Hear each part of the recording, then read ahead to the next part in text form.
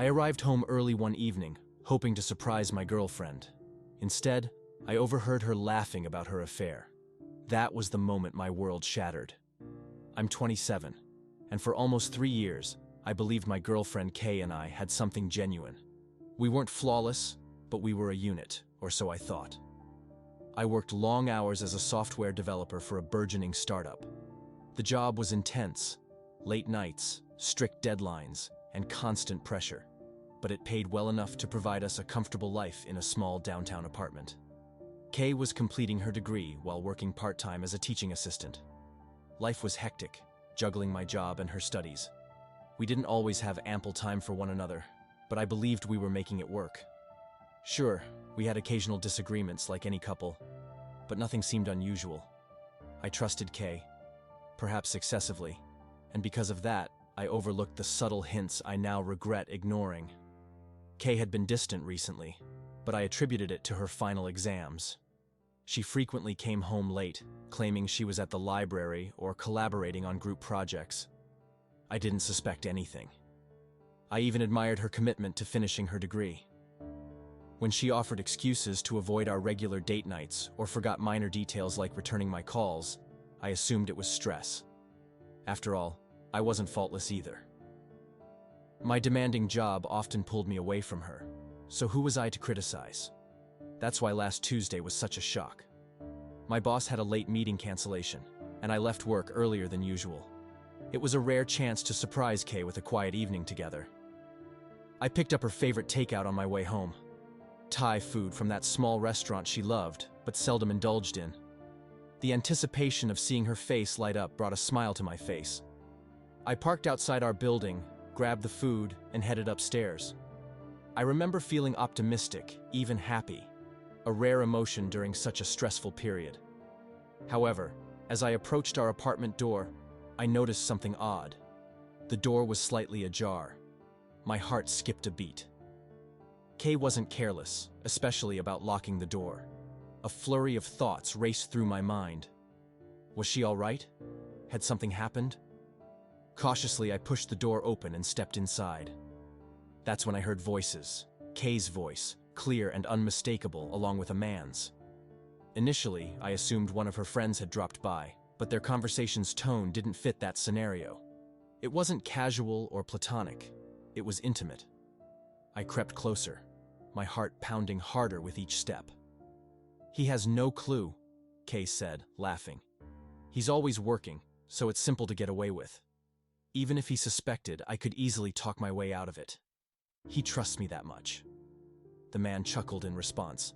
I felt as though all the air had been sucked from the room. Kay continued, her tone dripping with mockery.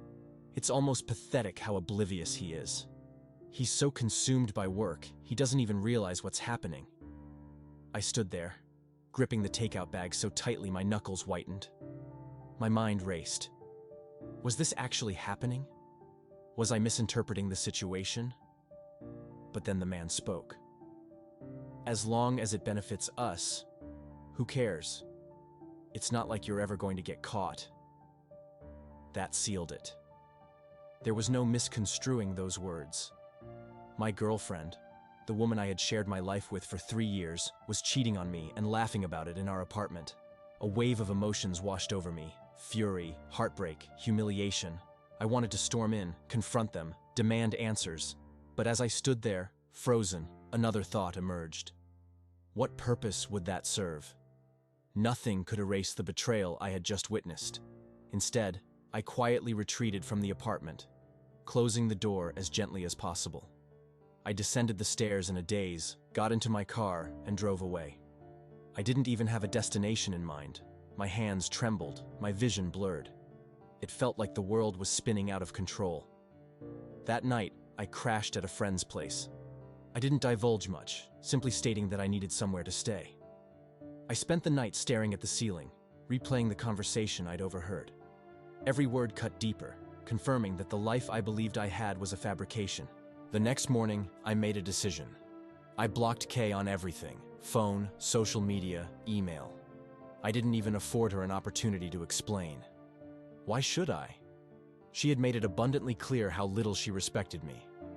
Her betrayal wasn't merely physical, it was emotional, calculated, and cruel. The messages began almost immediately. Kay tried calling, texting, emailing, even contacting me through mutual friends. Each message initially expressed confusion, then shifted to apologies and desperation. "Please, let's talk. I can explain everything. It's not what you think. I love you."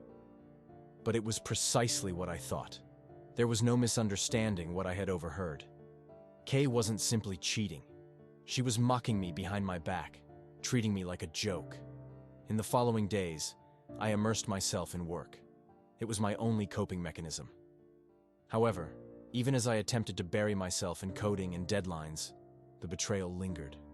Memories of our relationship felt tainted, every happy moment overshadowed by the knowledge of her lies. Friends reached out, perplexed by Kay's frantic behavior. They didn't know the full story, and I didn't feel like explaining. What was the point? People would choose sides, and I wasn't interested in the drama. I simply wanted to move on. But moving on wasn't easy. Every corner of our apartment served as a reminder of her.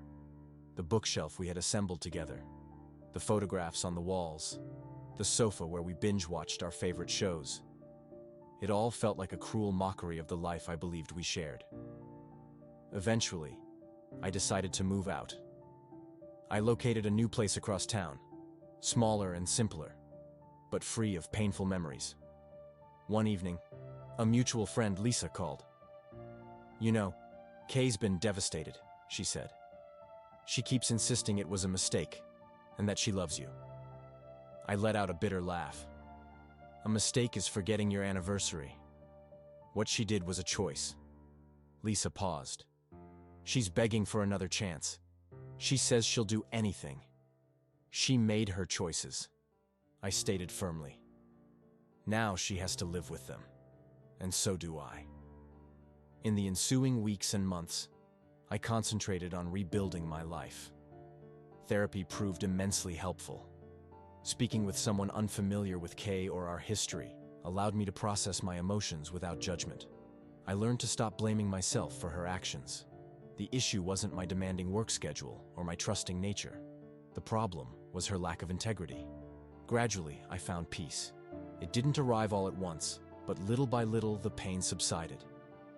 I began to perceive the breakup not as a loss, but as a blessing. Kay's betrayal revealed her true character, and I was undoubtedly better off without her. One day, months later, I encountered her at a coffee shop. She appeared different, tired, almost hollow. She attempted to initiate a conversation, but I didn't indulge her. I simply smiled politely, explained I was in a hurry, and walked away. As I departed, I experienced something I hadn't felt in a long time: freedom.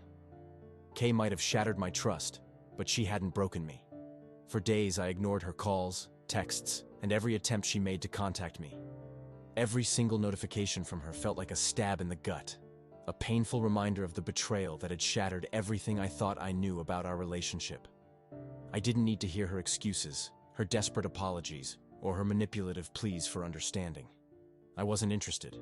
There was nothing left for us to say. At first, I tried to distract myself, staying busy with work, hanging out with friends, and pretending that life was still normal. But despite all my efforts, I couldn't shake the thought of what had happened. The way she'd ripped apart the trust we'd built over the years, in the most heartless way imaginable.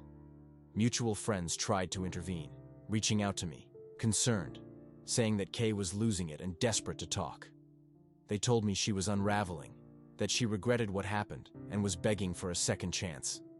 They seemed to think I should feel sympathy, maybe even pity her.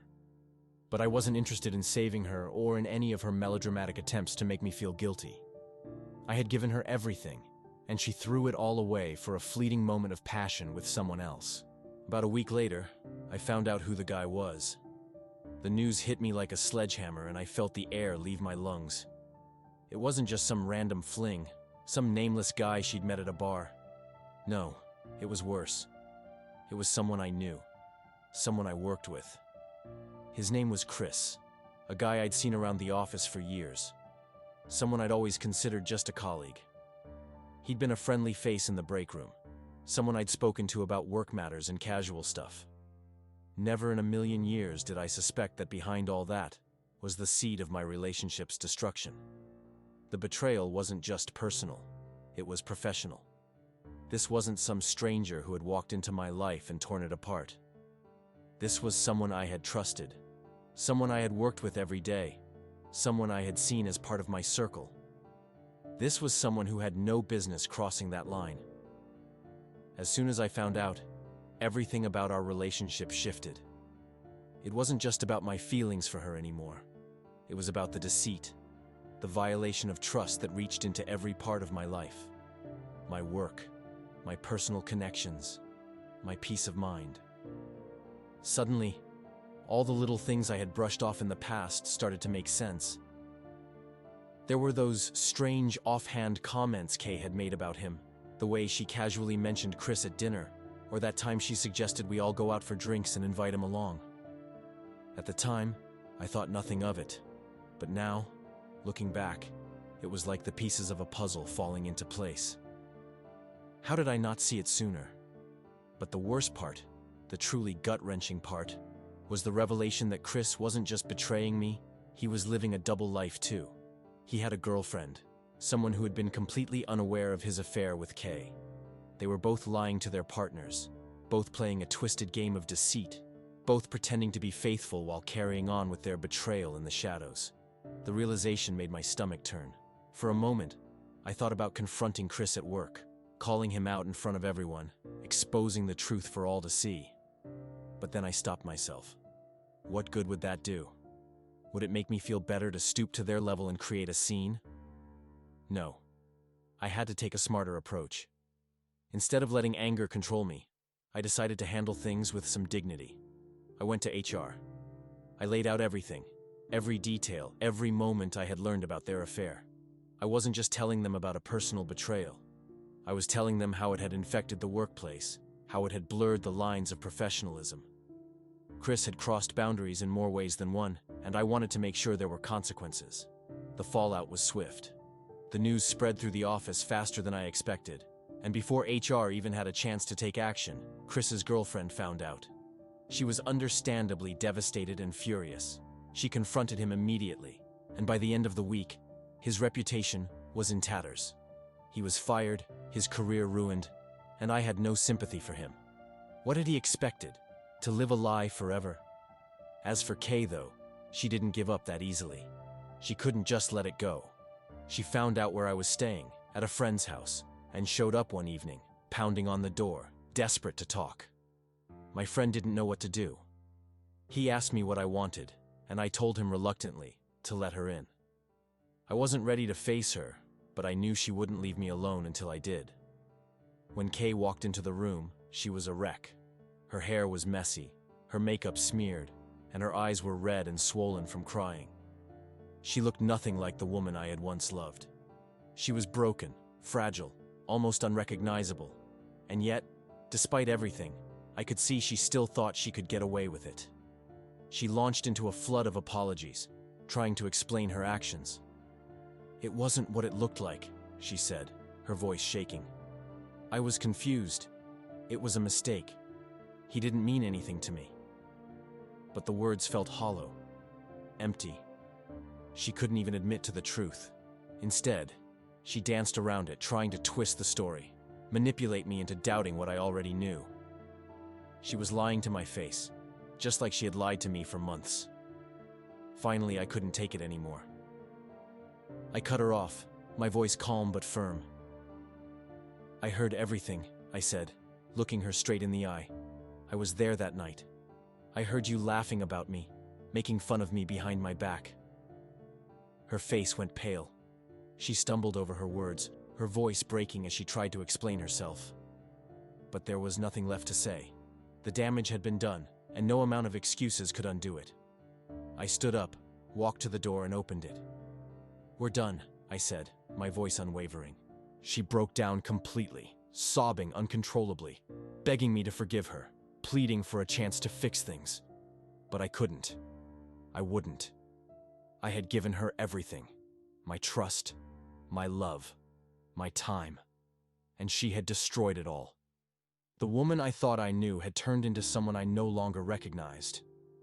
Walking away from Kay was one of the hardest things I've ever done. It felt like I was leaving a part of myself behind, a part that had been shaped by years of love and commitment. But at the same time, it was freeing. For the first time in months, I felt like I could breathe again. The weight of her lies, her betrayal, and her manipulation was gone. And in its place, I felt a glimmer of something new, something I hadn't felt in a long time. Hope. The weeks that followed weren't easy. I had to rebuild my life from the ground up, piece by piece. I had to let go of the future I thought we'd share, the plans we'd made, the dreams that had seemed so real. It was painful, and there were times I questioned if I'd ever be able to trust again. But as time passed, I started to heal, slowly but surely. I began to see all the red flags I had ignored for far too long. The late nights at work, the growing distance between us, the constant excuses that never quite added up. I had convinced myself that our relationship was perfect, that everything was fine, when in reality, it was anything but. Now, I'm focusing on myself. I'm rediscovering what makes me happy, what gives me peace. I'm learning to trust again. But this time, it's with caution.